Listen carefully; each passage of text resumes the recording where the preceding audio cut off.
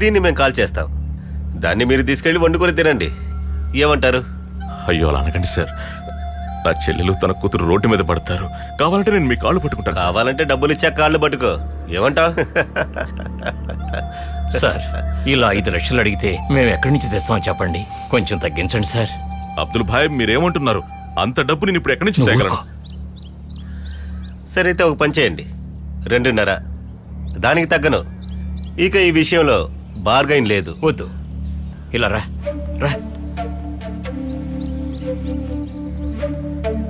ఇలా చూడు, మన యూనియన్ డబ్బులు ఉన్నాయి కదా, అది మీ దగ్గర ఉన్న డబ్బు కలిపి ఆయనకి ఇచ్చేసేయి. లేకుంటే ప్రాబ్లం అవుతుంది. మామూలు కేసు కాదు ఇది. ముందు నువ్వు ఆ డబ్బుది.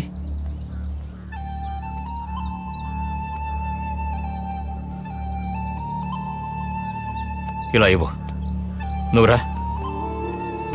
తెలియక చేశాను. ఇదిగోండి సార్, మీరు అడిగింది కరెక్ట్గా ఉంది. అయితే బయలుదేరండి. రామ్మా. దాన్ని తీసుకెళ్ళు. బాగా మిరియాలేసి కూర వండితే అదిరిపోద్ది. నువ్వు నా కుటుంబాన్ని సర్వనాశనం చేసేదాకా వదలవా? ఈ ఊర్లో ఉన్న పేద రైతులందరూ కష్టపడి సంపాదించిన డబ్బేరా ఆ పోలీసులకు ఇచ్చింది. అది వీళ్ల కోసం. నువ్వు జీవితంలో బాగుపడవరా? వచ్చాడండి పెద్ద కమ్యూనిస్టు. కమ్యూనిస్ట్ అంటే అంత లోకమంటరా? అంత గొప్ప నిజాయితీపరుడు అయితే ఇప్పుడు ఎందుకని లంచం ఇచ్చావు? నువ్వు ఇలా రా, వాడిని దేవుడే చూసుకుంటాడులే. రా. పనికి మన వెదవా. నువ్వు రామ్మా. ఎక్కువ నువ్వు ఎక్కువయా. ఎక్కువ.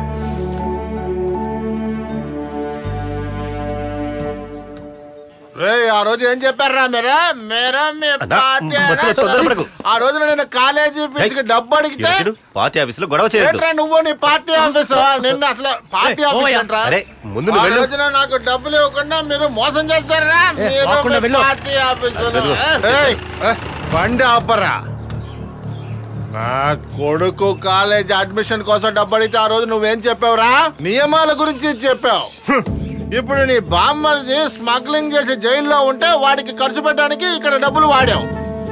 చూడతో నీ బామ్మర్దే నాకు ఈ విషయాలని వచ్చి చెప్పాడు. జనాల్ని మోసం చేయడానికి వచ్చిన పార్టీ నేత.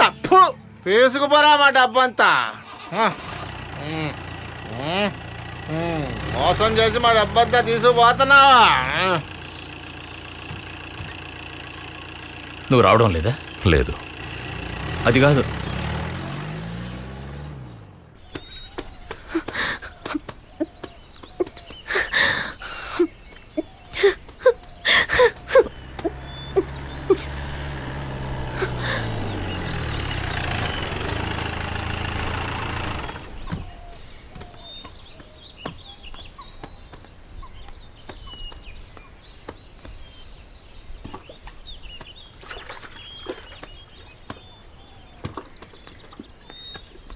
డబ్బు కట్టేశారా? కట్టేశాను. ఎక్కడ కట్టారు? బ్యాంక్ లోనా, ఫారెస్ట్ ఆఫీస్ లోనా? నాతోనే అబద్ధం చెప్తున్నారు కదా. ఏం చేయమంటావు? నా తోడబుట్టిన తోబుట్టువు. తోబుట్టువట. ఎప్పుడు చెల్లెలు వాళ్ళ కుటుంబం గురించి ఆలోచిస్తూ ఉంటారు. చెల్లెల్ని ప్రేమించండి, సహాయం చేయండి, నేనేం వద్దంటలేదుగా. కానీ ఇది ప్రేమ కాదు, పిచ్చి పిచ్చి. మీ చెల్లెలు ఒక్కతే బాధపట్టలేదు, ఇక్కడ నేను కూడా బాధపడుతూనే ఉన్నాను. అరే తను అంత పెద్ద సమస్యలో ఇరుక్కున్నప్పుడు నన్నేం చేయమంటావు? ఏ సమస్య?